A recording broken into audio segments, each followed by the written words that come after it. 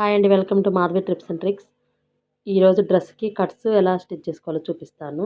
మనం ఖర్చు కరెక్ట్గా 1 ఇంచ్ ఉంచేసుకొని మిగిలిందంతా కట్ చేసుకోవాలండి.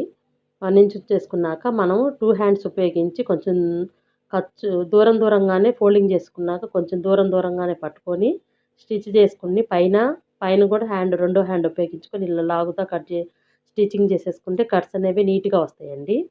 ఫోల్డింగ్ చేసేసుకొని ఖర్చు ఎక్కువగా ఉంచేసుకుంటే మన ఫోల్డింగ్ కూడా ఎక్కువ ఉండిద్దండి. కరెక్ట్గానే కట్ చేసుకుంటే ఇట్లా ఫోల్డింగ్ నీట్గా వచ్చే ఖర్చులు రాంగ్గా పోకుండా నీట్గా వస్తాయండి. చూడటానికి కూడా అందంగా ఉండిద్ది. ఈ ఫుల్ వీడియో కావాలంటే నా ఛానల్లో ఉంది, డిస్క్రిప్షన్లో ఇస్తాను. నా ఛానల్లో ఉంది, చూడండి.